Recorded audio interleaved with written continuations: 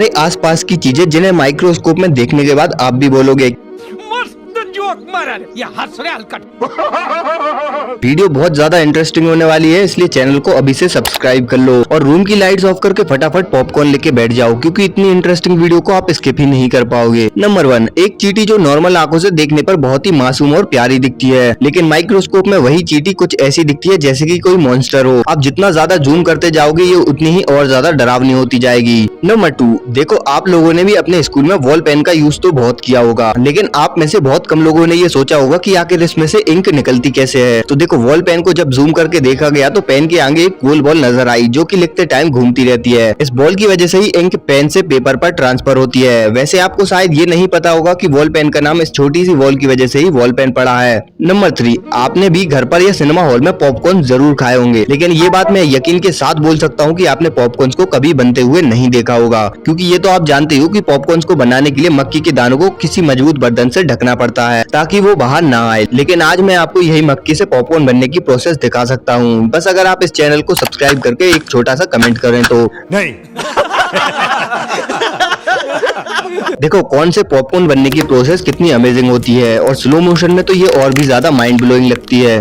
Number 4, आपने कहीं ना कहीं एक बार जरूर बर्फ का निशान तो देखा होगा जो कि कुछ ऐसा दिखता है, लेकिन क्या आपने कभी ये सोचा है कि बर्फ तो ऐसी दिखती है तो उसे दिखाने के लिए इसका सिंबल ऐसा क्यों होता है? वेल ऐसा इसलिए होता है क्योंकि बर्फ यानी आइस माइक्रोस्कोप में सेम ऐसी ही दिखती है। हाँ, यकीन करना थोड़ा मुश्किल है, इसलिए आप खुद ही इसको देख लो। जब बर्फ को माइक्रोस्कोप के नीचे रखा गया तो सेम वही पैटर्न देखने को मिला जो हमें हाईवेज पर बर्फ को दर्शाने के लिए यूज होता है। नंबर 5, अब मैं आपको हमारे आपके घर के पास मौजूद सबसे प्यारी चीज घास का माइक्रोस्कोप व्यू दिखाने वाला हूँ। और प्यारी मैंने क्यों बोला ये तो आपको इसे देखने के बाद ही पता चलेगा। मेनली घास वैसे तो नॉर्मली कुछ ऐसी दिखती है जो कि ज्यादा खास भी नहीं है, लेकिन जब इसी घास को माइक्रोस्कोप के नीचे रखा जाता है तब ये घास कुछ ऐसी दिखती है जिसे देखकर लगता है कि घास मानो स्माइल कर रही हो। और आप में से जितने लोगों को ये लग रहा हो कि स्माइली इमोजी को यहीं से कॉपी किया हो तो वो कमेंट्स में अपना सजेशन दें। नंबर 6, आपने भी कभी ये सोचा होगा कि कैप्सूल्स के मुकाबले दूसरी दवाई तो पेट में जाकर सीधे ही घुल जाती होंगी, लेकिन कैप्सूल्स में तो दवाई उसके अंदर होती है तो वो कैसे घुलती होगी? चलो आज ये भी क्लियर करते हैं। माइक्रोस्कोप में जब कैप्सूल को पानी में डाला गया तो धीरे धीरे ये भी क्लियर हो गया कि पेट में जाकर कैप्सूल कितनी आसानी से घुल जाता है और कैसे वर्क करता है। नंबर 7, देखो जब भी आपको इंजेक्शन लगाया जाता है तब आपको तो पता ही होगा कि एक पतली सी सुई को आपकी स्किन में डाला जाता है। इंजेक्शन लगने के बाद जो होल आपकी स्किन में हुआ होता है वो नॉर्मली आंखों से तो नहीं देखा जा सकता, लेकिन अगर आप इंजेक्शन लगने के तुरंत बाद उस जगह को माइक्रोस्कोप से देखोगे तो वो आपको सेम ऐसा दिखेगा।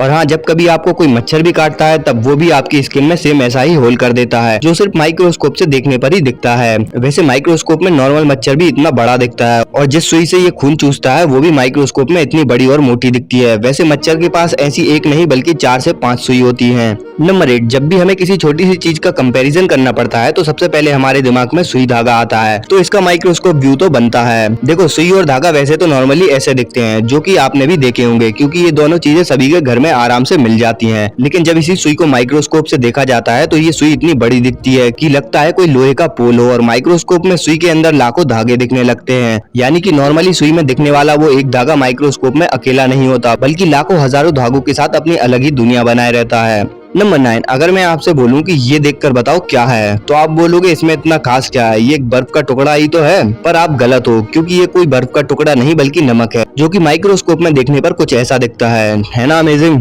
नंबर 10, देखो ये चीज बहुत ही शॉकिंग है। जब आप किसी ह्यूमन हेयर को माइक्रोस्कोप से देखोगे तो आपको बहुत ही शॉकिंग रिजल्ट्स देखने को मिलेंगे। जब आप एक नॉर्मल हेयर को माइक्रोस्कोप के थ्रू देखोगे तब तो आपको कुछ भी ज्यादा खास व्यू नहीं देखने को मिलेगा, लेकिन जब आप एक कटे हुए बाल को माइक्रोस्कोप से देखोगे तब आपको पता चलेगा कि आपका बाल कटने के बाद कितना मोटा हो जाता है। जब कोई आदमी अपनी बियर्ड को शेव करता है तब उसके सभी हेयर्स कुछ ऐसे ही हो जाते हैं। इस फोटो को देखकर आपको अंदाजा हो गया होगा कि क्यों बार बार शेव करने से बियर्ड हेयर हार्ड हो जाती है। नंबर 11, ये चीज अब और भी ज्यादा शॉकिंग है। देखो जब किसी किडनी स्टोन को माइक्रोस्कोप के नीचे रखकर देखा गया तब उसके एजेस पर बहुत ही नुकीले निशान देखने को मिले। नॉर्मली ये किडनी स्टोन काफी छोटे और गोल दिखते हैं, लेकिन माइक्रोस्कोप से देखने पर उनकी शार्पनेस का पता चलता है। तभी तो किडनी स्टोन या गार्ड ब्लेडर स्टोन वाले मरीजों को इतना ज्यादा दर्द होता है। नंबर 12, अब बात करते हैं जीभ की। अरे ये वाली नहीं, ये वाली। जीभ आपकी बॉडी का एकमात्र ऐसा पार्ट है जो कि अपने आप को खुद ही ठीक कर सकता है। यानी कि अगर आपकी जीभ पर किसी भी टाइप की चोट या कट लग जाता है तो वो जीभ अपने आप ही सही हो जाती है, और वो भी 1 से 2 दिन के अंदर ही। वैसे देखने में तो हमारी जीभ बहुत ही सॉफ्ट दिखती है, लेकिन अगर इसी जीभ को माइक्रोस्कोप में देखा जाए तो ये कुछ ऐसी नजर आती है। माइक्रोस्कोप से जीभ को देखने पर उसके ऊपर छोटे छोटे उभरे हुए कांटे नजर आएंगे, और अगर इससे ज्यादा जूम किया जाए तो आपको जीभ समुद्र में मौजूद पेड़ पौधों जैसी दिखेगी।